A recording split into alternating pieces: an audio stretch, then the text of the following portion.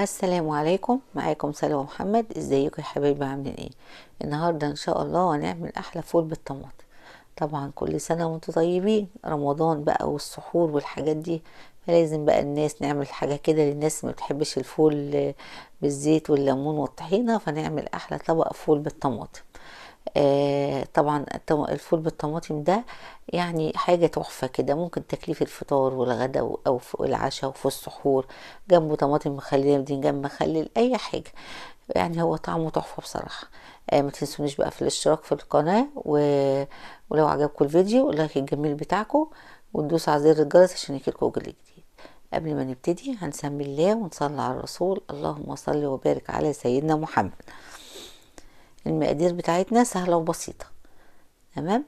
هنجيب حوالي مثلا اول حاجة فول من اللي احنا مدمسينه، واللي ما شافش فيديو الفول يشوفه. هيعمل من نص كيلو وليمة.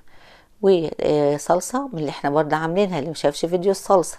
وبالنسبة بقى للحاجات اللي احنا مقطعينها دي، طماطم حوالي 3 طماطميات، وبصلتين متوسطين، وفلفلاية، وكم فص توم كده، يعني حوالي 4 5 فصوص توم. واللي عايز فلفل الفول حراق شوية حط قرن فلفل حامي. تمام. هنحط ومادة دهنية الزيت وقطعة زبدة اهي. زيت بقى اي زيت عندك. فول بالطماطم ما بيحددش الزيت اللي هتستخدميه. اهو هنحط البصلتين احنا مقطعينهم دول. تمام. نبتدي بقى نشوحهم في الزيت.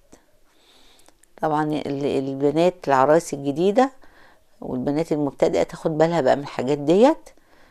عشان تغير مرة فول بالزيت والطحينة، مرة فول بالطماطم، مرة فول بالبيض، يعني عشان ما نزهقش في السحور، يعني التنوع حلو. بعد ما نشوح البصلايه نحط ايه الكام فص توم دول ونقلبهم. اول ما نشم ريحه التوم كده على طول نروح ايه حاطين الفلفل برضك ياخد تشويحه كده معاهم، تشويحه كده صغيره مع البصله والتومه. تشويحه مش كتير قوي، يا دوبك يتبل بسيط. ونبتدي نحط الطماطم بتاعتنا.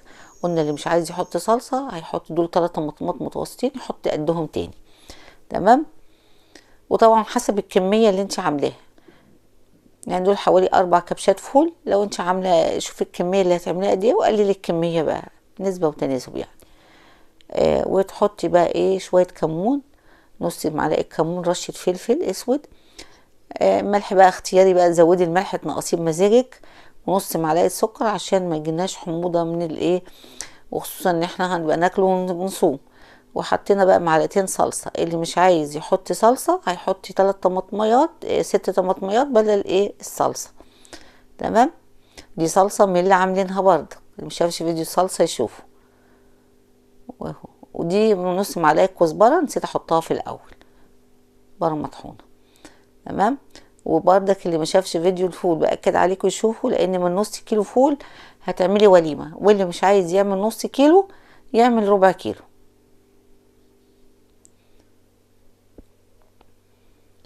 ماشي. وحطينا بقى الفول بتاعنا اهو، طماطم اتسبكت اهي. وبعد كده حطينا الفول بتاعنا. يعني نبتدي بقى ايه تاخد غلوتين كمان تسبك غلوتين الفول كده مع الطماطم. دي قطعة زبدة. دي اختيارية، انا بحطها بس في الاخر تطعم تزود الطعم والقيمة الغذائية للفول. تمام. اللي مش حابب ما يحطهاش.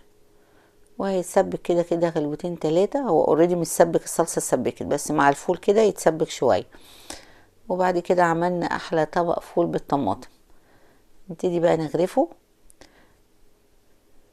ممكن تعملي الكمية دي وتقسميها في علبة، يعني تحطي تسحري منها، والنص التاني تحطيه لتاني يوم في علبة في التلاجة. تكملي تسحري بيه تاني يوم. وما بيقولش لا في اي وجبات. وانا زينه شويه بقى بقى تاكلي معاه بقى طماطم مخلله، بدنجان مخلل، لفت مخلل، اي حاجه مخلله. الفول بالطماطم ده ما شاء الله بيمشي مع المخللات كلها. والف هنا وشفا، طعمه تحفه. والف شهنا الف هنا وشفا، الف هنا وشفا على صحتكم وولادكم. ما تنسونيش بقى حبايبي، لو عجبكم الفيديو الدعوه الحلوه اهم حاجه. واللي ما اشتركش في القناه يشترك، واللايك الجميل، تعليقاتكم الجميله، ودوسوا على زر الجرس عشان يجيلكم كل جديد.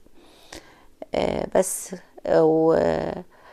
واستودعكم الله الذي لا تضيع عنده الودائع، وبحبكم في الله، والسلام عليكم ورحمة الله وبركاته.